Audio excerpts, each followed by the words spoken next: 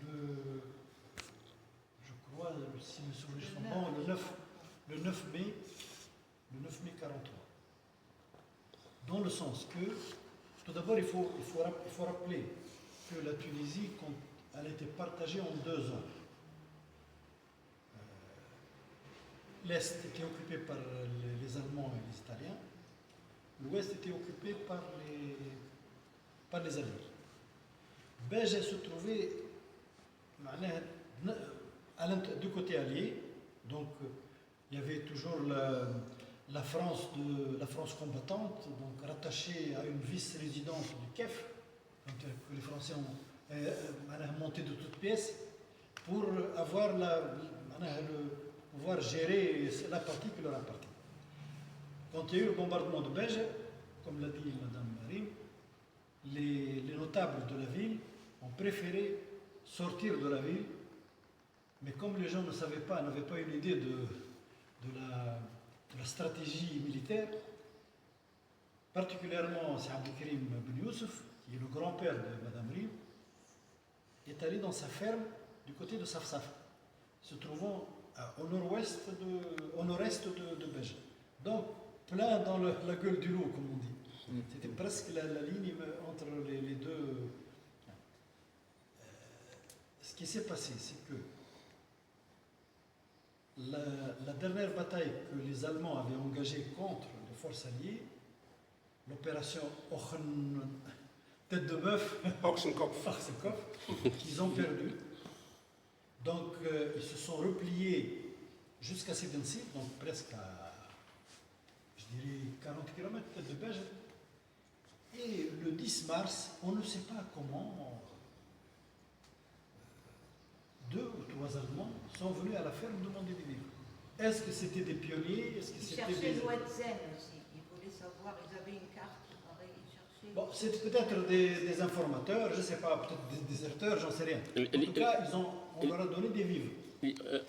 On dit aussi qu'il y avait un avion qui crachait à Ouarzazate le même jour. Ouarzazate, c'est plus loin, on n'est pas... Et, Là, c'est beaucoup plus loin. je sais plus, mais... Et là, on a écouté sur Asafsaf. Donc ces gens-là sont venus, ils ont demandé des vivres, ils ont été honorés. Bon, comme moi. L'information, il y a quelqu'un qui a vu les Allemands dans la ferme. Il est allé à Béja informer l'autorité, en commençant par le cheikh. Et le cheikh, très gentil avec la force coloniale, bien sûr, a rapporté ça au contrôleur civil, M. Robert Clément. Et ce que nous savons, on ne sait pas, tout ça c'est du blablabla. Il n'y a aucun document officiel qui retrace cette... aucun document écrit, officiel écrit, qui retrace ce qui était... Tout ça c'est des témoignages au fur et à mesure des années et des époques. On ne sait pas si Robert Clément n'avait pas de force publique. Il a informé les Britanniques. Le lendemain, 11 mars, les Britanniques sont arrivés, une brigade, un groupe, j'en sais rien, peut-être 200, 300 soldats. Ils ont commencé par tuer les chiens de la ferme. Ils ont demandé où se trouvent les documents, où se trouvent les Allemands, où se trouve ceci, où se trouve cela. Personne ne parlait anglais. Et à ce moment-là, ils ont fait sortir tous les hommes. Il y a un figuier que j'ai eu la chance de voir, parce que vous allez sur le lieu. Ils ont mis tous ces gens devant le figuier et les ont placés par les armes. 10 personnes. Le lendemain, il y a le père de deux de Ben Youssef. Il est mort par chagrin parce qu'il a vu ses enfants. Et les Anglais avaient interdit aux gens de se rapprocher. Donc les gens sont restés morts. La pluie battante, on leur a interdit même de les... À la fin, ils ont été enterrés. On ne sait même plus où ils se trouvent. Non, on ne sait pas. On ne sait pas où ils sont. On sait dans l'endroit, mais apparemment, il y avait une tranchée qui était creusée ils ont peut-être les mis tous ensemble, ils ont tout fermé, et on ne sait pas où se trouve ces corps. On a peur. Et après, il n'y avait plus d'informations. J'ai passé pratiquement, je ne suis pas historien, mais j'essaie de chercher des renseignements, des informations. Aucune information. Alors l'anecdotique dans cette affaire, c'est que quand l'armée française est revenue après à la traîne des Américains, parce que l'armée française... On dit dans les fourgons.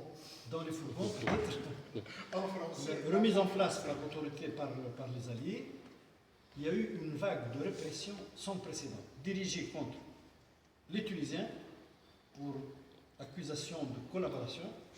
Peut-être il faut demander à la demoiselle de تقلقش منه. سامحني ولو تكلم باللغة الفرنسية ما. Et les Italiens. 15 000 Italiens ont été renvoyés vers l'Italie. Je parle des Italiens de troisième souche, de troisième génération, qui ne connaissaient personne en Italie. La Tunisie avait perdu des médecins, des pharmaciens, des avocats, des instituteurs. Allez, envoie-les en Italie. Allez, pop, pop, pop. Plus 10 000 Tunisiens ont été arrêtés. Entre 200 et 300 ont été condamnés à mort et fusillés. Donc, à un moment donné, quand De Gaulle a pris le pouvoir, parce que là, c'était Giraud qui donnait la carte blanche à tout le monde. Allez, occupez-vous de ces salopards. Il faut les mater, l'arabe il faut le mater. Et ils les ont matés comme ils ont dit. De Gaulle, il a voulu calmer le jeu, donc arrêtez votre temps. On a demandé, alors le résident général a envoyé une lettre à tous les représentants régionaux, donc le contrôle civil et les chefs de bureau des affaires étrangères. Donnez-nous un rapport sur le comportement des notables, des fonctionnaires pendant l'occupation allemande. J'ai trouvé le document qui a été rédigé par M. Robert Clément, contrôleur civil de Béja, sur le comportement des notables. Il a parlé de tout le monde. Aucune mention sur les Bénus. Aucune. Alors que Bénus, c'était des grands propriétaires, des notables, ils étaient membres du conseil municipal. Aucune information. Est-ce que c'est fait sciemment ou bien ça fait partie d'un rapport secret? On n'en sait rien. Donc pour moi, ça accuse encore plus le Robert Clément. Il a été le manigancier de cette affaire-là. Alors, donc, si on regarde donc l'affaire de Safsaf, d'un côté, donc, les Français ont demandé aux Britanniques d'agir. Est-ce qu'une simple arrestation ou bien on n'en sait rien. En tout cas, les Britanniques ont réalisé leur tâche, leur mission. La même chose s'est passée pour Mansour Bey. Mansour Bey était donc à Hammamlif. Quand les Britanniques sont allés, ils l'ont arrêté, ils l'ont ramené dans sa voiture, ils l'ont déposé devant la résidence générale. Il y a quelqu'un, le docteur Saïd Mestir, a écrit un livre sur ce. Il a retrouvé l'interprète, un militaire britannique. Il lui a posé la question, comment ça se fait que les Britanniques aillent chercher un roi qui ne le concerne pas? C'est des militaires, les affaires politiques, ça concerne les Français. Il lui a dit, c'est un ordre qui est venu du haut commandement. Donc ça veut dire quoi? Ça veut dire que c'est les Français qui ont demandé au commandement britannique d'aller arrêter Mansour Bey, puisqu'ils étaient les premiers à rentrer dans le. Donc c'est un parallèle pratiquement la même chose. Il y a donc un ordonnateur, il y a un exécuteur. Voilà. Non seulement arrêté, mais humilié aussi. Ceux de l'Orient, ils avaient le nom d'Asfaï Arabin. تصفيق عرب تنتج بالعربية ولا بالانجلي؟ L'Arabie libre. Oui. وهنا في l'Afrique du Nord, avec les Algériens, du Nord africain, quoi. Oui. C'était des frères arabes chez Truppen, ou des arabes chez les Lyon, la Légion arabe ou les troupes arabes libres. En Orient, donc, la Sfaïa arabienne se composait d'Irakiens, des Syriens, Égyptiens. Les Irakiens ont aussi participé dans l'armée allemande comme volontaires. Quel est le nombre? Centaines? En Orient, je ne savais pas, mais en Tunisie, il y avait environ les 3500. Wow, c'est. On n'en a jamais entendu parler. Non, c'est un coin sombre. C'était quoi ça parce que c'était plus que plus. Ils faisaient leur... Tous sont morts pendant les batailles. On ne va pas tous, beaucoup emprisonnés. J'avais un ami qui participait à cette guerre. هو من تطاوين شدوه بريزوني ومشى لتكساس إيه. بعد 7 سنين. واو. غادي روح لألمانيا قد 20 سنة. جات كان من المنيخ من المانيا. حسيب. هما سي نور الدين كانوا في الجيش الألماني مش كل ماتوا. ثم برشا تشد بريزوني ثم برشا الديزرتي هربوا. في الاخر بكل فاموا دورين شموه لقارصه زون ديزرتي وفيهم المدفون في البرشدرية. فيهم مدفون في برج صديق. اي في ثم اسامي مسلمين. ثم انا جو زامبيك وفي نفس الوقت تم عراقيين في الجيش الفرنسي. اي ما حتى في الويتيام ارمي. تمام. une brigade, je crois même, irakienne. ثم Il y a des Jordaniens aussi. معناها ثم Arabs fighting other Arabs. By the two sides. Two sides. It's so. رغيد ديزول ابن ابي بورقيبه ببديره مرسى حمام ملف قروان. قروان on parle de Tunis d'abord. Tunis ça avait des grands dégâts. Est-ce qu'on a les chiffres جو مختار زاد من جهه بلدزيره. Est-ce que La Goulette, la Golette. le port de la Goulette. Il y avait aussi un aéroport entre le Kram et la Goulette. Aïe. Il y a une station qui s'appelle l'aéroport. L'aéroport, Les oui. gens ne savent pas pourquoi l'aéroport. Il y avait une piste d'atterrissage de Luftwaffe créée par les Allemands pour l'atterrissage de leur appareil. Comme à Soliman aussi, il y avait une piste d'atterrissage. L'aéroport, la station تاع الTGM خاطر il y avait une piste d'atterrissage. مش كل وقت احداث اسمه ذاك هيدرافيون. D'abord, je pense, jusqu'à il y a très peu de temps, il y avait un quartier Ferrawed, le Matar. En fait, il y avait une piste. Quand j'étais jeune, il y avait une piste. D'abord, il y avait, vous savez... Et même le bloc de béton pour Le accrocher bloc de les béton. ailes. Et ouais. Les ailes dans le... Non seulement, mais comment je savais que c'était une piste? Parce que c'était long, comme ça. Et je pense qu'il, comme c'était pas la méthode, je sais pas, c'est peut-être une méthode rapide, on met des blocs de béton. Donc on voyait jusqu'aux années 70, on voyait une entrée vers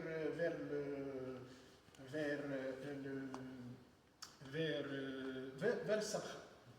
Et d'ailleurs, la famille de mon grand-père, pensant, ils avaient peur parce qu'il y avait le gazomètre. Je ne sais pas si vous savez ce que c'est qu'un gazomètre.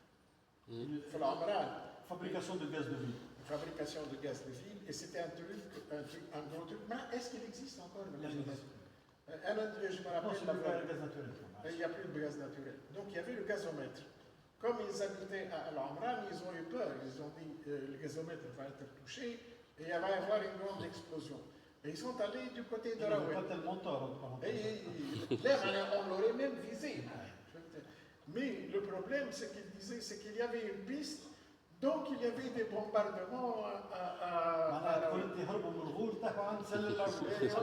voilà. Et donc il y a cette piste, il y a par contre un des restes de la Deuxième Guerre mondiale, one of the remains of the World War II, with some flats and some buildings have been bombed, and rapidly they were rebuilt after the war. And the problem is that they have very bad architecture. Il y a des constructions très basiques. You find the street with very beautiful buildings, and in the middle, you find something very, very elementary. No decoration. It is, until some architects called it the reconstruction style. C'est un style de reconstruction. Mais par contre, il y a aussi des reconstructions assez belles. Une des reconstructions, il y a fait cité Maharajan. Les immeubles qui sont derrière le magasin général. C'était de l'air. C'était pour résoudre le problème de manque de logement. Ce n'était pas d'anciens bâtiments qui ont été... Mais comme il y avait beaucoup de gens, et c'est la colonisation française, c'était pour reloger des Français. Je ne crois pas qu'aucun Tunisien... Il faut se rappeler de ça. De la 80 000 dossiers de remboursement, d'indemnisation, il y en a eu très peu de satisfaits. Ou ceux qui ont été satisfaits, c'était plutôt des Français. Et un immeuble يمكن فيه sans exagérer 100 appartements, أنا ما نتصورش un Tunisien خدا حاجة.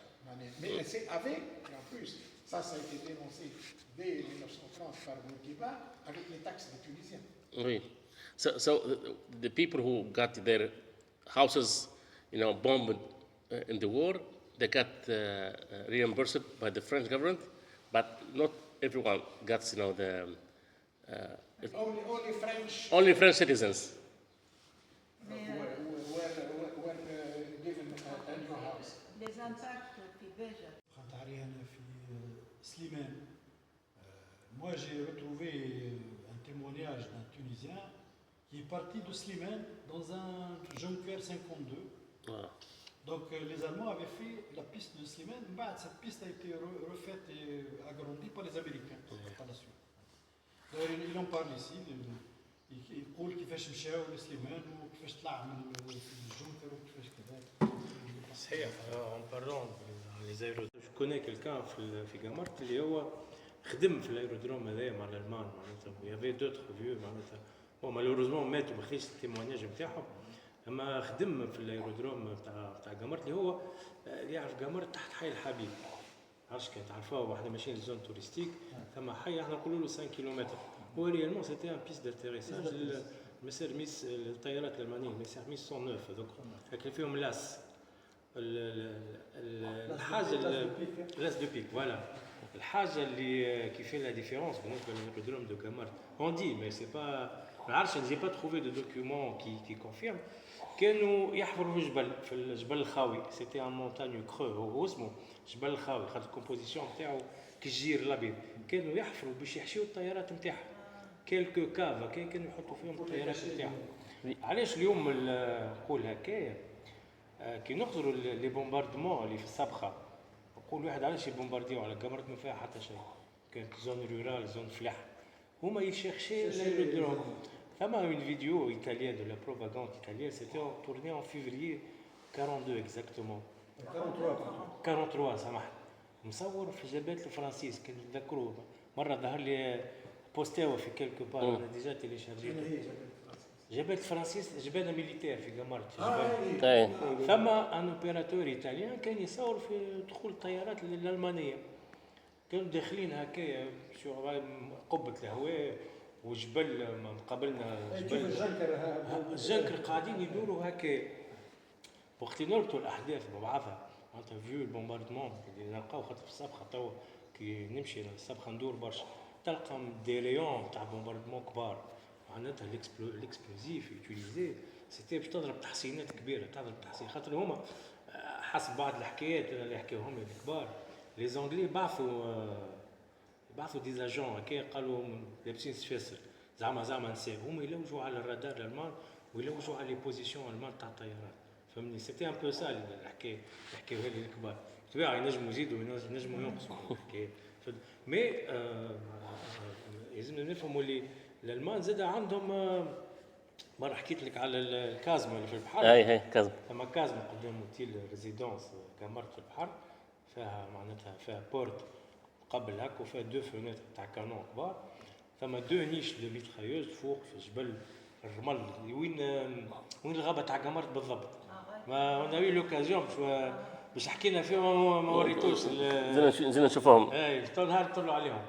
ثم يافي دو ني دو ميترايوز كبار دي هكا معناتها سيمان معناتها كالمسلح الاسمنت المسلح هكا اشتر دوره معناتها دور الميترايوز هكا واحده تنحات واحده مازال والكازما مازال وثم كازما صغيره عملوها للمان ما بين سكره وقمرت اللي يعرف لي كوف نتاع تاع لوناس لي كوف تاع لوناس في وسط الماء غادي ثم كازما صغيره عاملينها للمان زاد باش يبروتيجيو المطار نتاعهم كان عملوا مثلا عمليه انزال في سكر باش يجيو حسيلو ان توكا الزون هذيك كانت فيها برشا والتوا حتى كنت نحكي له تو في الثنيه قلت له ريسامون الثكنه تاع الرئاسه تاع قمر عملوا اكستنسيون في الغابه لقاو حاسيلو كاميونه كامله بالهاون